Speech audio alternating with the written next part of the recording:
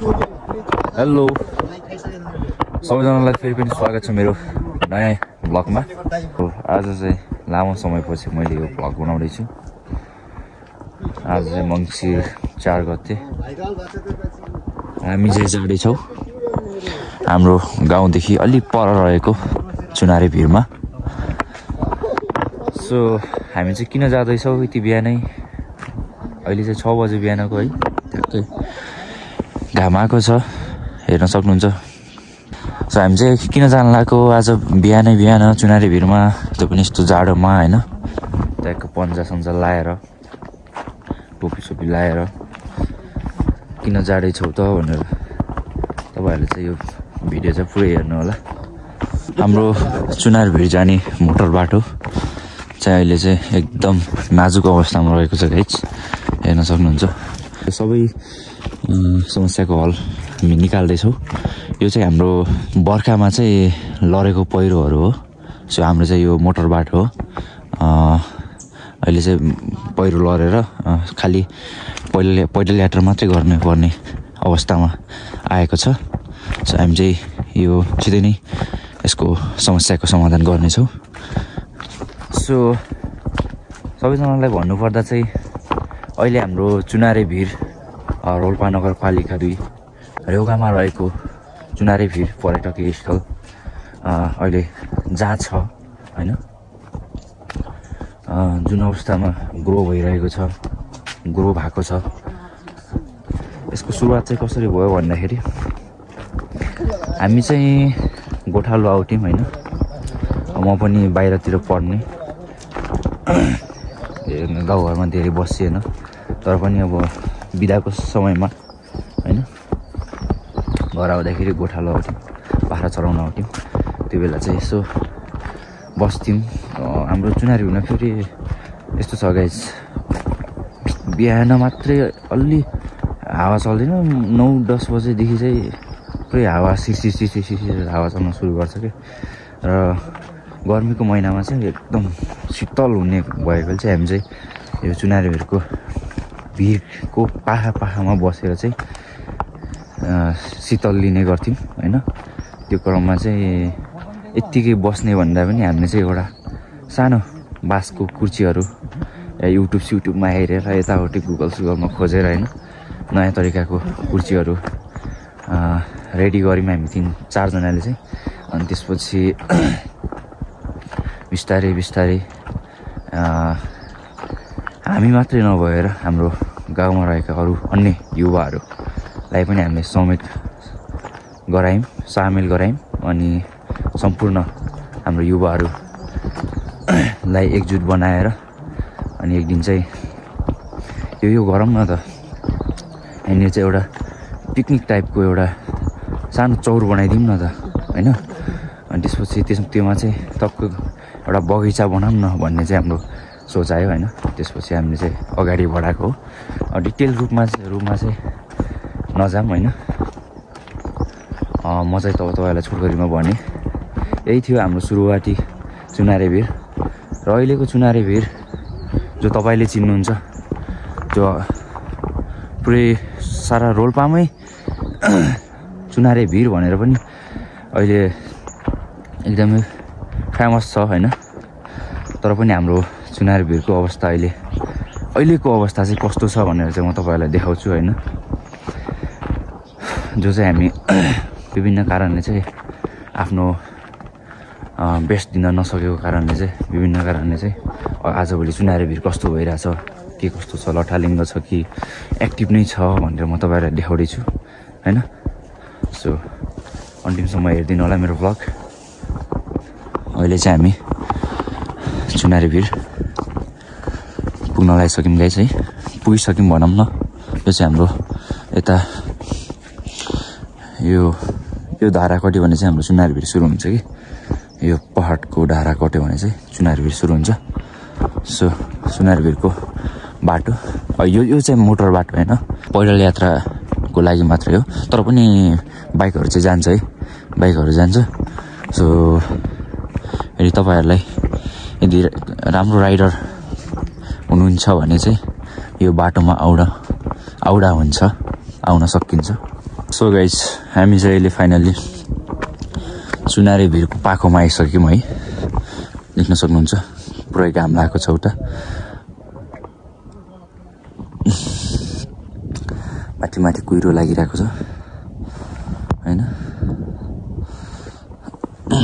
अझै पनि सिरसिर हावा चलिरहेको महसुस गर्छु म। अहिले चाहिँ बिहान भएर त्यति हावा चलेको छैन है। र हाम्रो चुनारी भिरमा फर्स्टमा यो हामी यतादेखि यो बाटोदेखि आयौँ र हाम्रो तलतर्फ रहेको छ हाम्रो चुनारी भिरमा यो भिरमा रहेको पिङ है। भिरमा रहेको पिङ अनि यो चुनारी भिरको भिरे भ्यू हेर्न सक्नुहुन्छ गाइज। यो हाम्रो माडी खोला हैन। माडी खोला हेर्न सक्नुहुन्छ गाइज। यो चाहिँ हाम्रो माडी खोला। सो अहिलेको अवस्था चाहिँ यस्तो छ हाम्रो चुनारी भिरको है। म चाहिँ अहिले माथि हाम्रो जहाँ चौर छ माथि, सो म त्यो चौरमा चाहिँ जाँदैछु गाइज। हाम्रो चाहिँ यहाँ वृक्षरोपण भएको छ अस्ति भर्खर हाम्रो यो साउन महिनामा हामीले चाहिँ यो एउटा वृक्षरोपण गरेका थियौँ। बरको बिरुवा।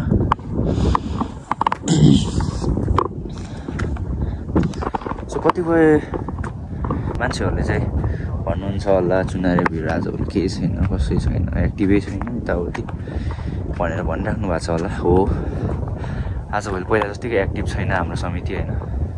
तर पनि हामीले गर्नु चाहिँ छोडेको छैनौँ। जे होस् अलिकति थोरै टाइम निकालेर भए पनि हामीले चाहिँ केही न केही गरिरहेको छौँ है। त्योभन्दा अगाडि हामी टोल विकास समितिले चाहिँ सरसफाइहरू गरेका थियौँ हामीले होइन। सो सबै हरेक कुरा गर्न नसके पनि थोरै थोरै चाहिँ हामी अगाडि बढिरहेको छौँ। पहिला जस्तो एकदम फास्ट ग्रोइङ छैन हाम्रो चुनारी भिरमा, सिधा कुरा हो यो चाहिँ। र हामी चाहिँ खासमा यो चुनारी भिरमा आज एका बिहानै आउनुको मेन कारण चाहिँ हाम्रो चुनारी भिरमा रहेको यो सार्वजनिक शौचालयमा चाहिँ फोहोरहरू भएरहेछ। अहिले तत्कालै चाहिँ हामी टोल विकास समितिको मिटिङ बस्ने नभ्याएकोले चाहिँ हाम्रो चाहिँ यही आउने शनिबार चाहिँ हाम्रो टोल विकास समितिको मिटिङ छ। सो हामी चाहिँ अहिले चाहिँ गाउँमा रहेको 2-3जना युवाहरू आएर ट्याक्क टोयलेट भने चाहिँ सफा गरिदिनेवाला छौँ। सो हेर्न सक्नुहुन्छ हाम्रो चुनारी भिरको सानो पिकनिक ग्राउन्डको दृश्य। हाम्रो चाहिँ यो चुनारी भिरमा पानीको चाहिँ राम्रो व्यवस्था छैन होइन। पानी भन्ने चिज गाउँघर हाम्रो पहाडतिर यस्तै हो। अब पिउने पानी पाउनै मुस्किल छ। अनि यहाँ अब सदाबहार भयो हुनालाई पानी पनि हुनु पर्यो होइन। मेन चाहिँ अब पानीकै समस्या छ। पानी चाहिँ हाम्रो एकदम स्थायी रूपमा चाहिँ अझै निर्माण भएको छैन। अस्थायी रूपमा चाहिँ हाम्रो केही कार्यक्रम हुँदा अथवा बेला बेलामा हामी चाहिँ पानीहरू हाम्रो ड्रम पनि छ है, पानीहरू भरेर सरसफाइ गर्ने अथवा केही कार्यक्रम पर्दा चाहिँ उता धारा सारा छ बनाछौँ, त्यहाँ चाहिँ धारा सारामा चाहिँ पानीहरू लिने गर्छौँ। तर धेरै भयो हाम्रो समितिहरू पनि एक्टिभ नभएको कारणले चाहिँ टोयलेटको चाहिँ नाजुक अवस्था देख्न सकिन्छ होइन गाइस। हामी चाहिँ अहिले चाहिँ यो टोयलेट्सलाई चाहिँ सफा गर्न आएको छौँ। अस्ति भर्खरै लगाएको भूमि मेलामा चाहिँ हामीले चाहिँ यो पाइपहरू लिएर चाहिँ यो गरेका थियौँ। यताउति पानी व्यवस्था गरेर चाहिँ यहाँ चाहिँ कार्यक्रम चाहिँ सञ्चालन गरेका थियौँ। त्यसपछिदेखि चाहिँ यो खुल्लै छ होइन। अब ताला पनि पुरै खिया छ हेर्न सक्नुहुन्छ। सो यो चाहिँ हाम्रो टोयलेट यस्तो फोहोर भएको चाहिँ सफा गर्छौँ, एकछिनमा सफा गरिदिन्छौँ।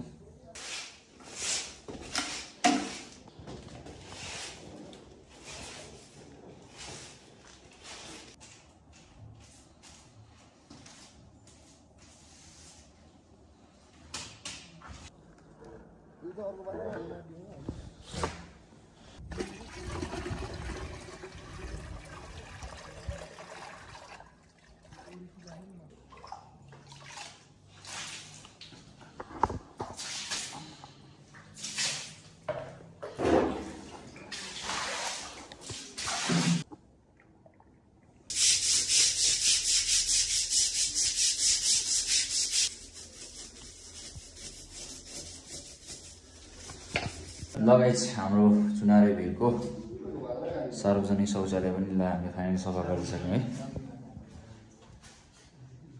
अहिलेलाई चाहिँ हामीले यो चुनारे भिरको टोयलेट सफा मात्रै गरेको छौँ। अब हामी फुर्सद मिलाएर शनिबार शुक्रबारतिर आएर टक्क पानीको पनि व्यवस्था गरिदिन्छौँ। र अहिले चाहिँ हामी ढोकामा तालचा पनि लाउँदैनौँ। सो त्यो कारणले चाहिँ अब आउनेले चाहिँ हामी चाहिँ पानी पनि राखेको पनि व्यवस्था गरिदिएको छौँ। सो राम्रोसँग चाहिँ युज गरिदिनु होला सबैले है।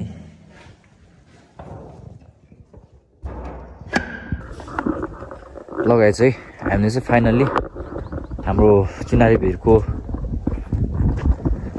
टोयलेट चाहिँ सफा गरिसकेका छौँ। र अहिले चाहिँ हामी घरतिर फर्किन लागेको। र थ्याङ्क यू सो मच जसले चाहिँ हामीलाई सुझाव दिनुभयो कि हाम्रो यो सार्वजनिक शौचालय चाहिँ यस्तो यस्तो भएर छ होइन। र अहिले चाहिँ हामीले चाहिँ क्लियर गरिसक्यौँ।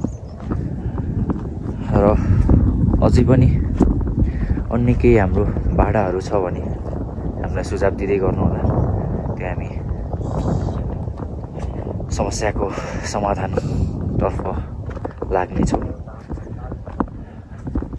त्यसैले फेरि पनि धेरै धेरै धन्यवाद। अहिलेलाई चाहिँ म यो भिडियो यहीँ एन्ड गर्न चाहन्छु। So thank you so much for watching. यदि च्यानलमा नयाँ हुनुहुन्छ भने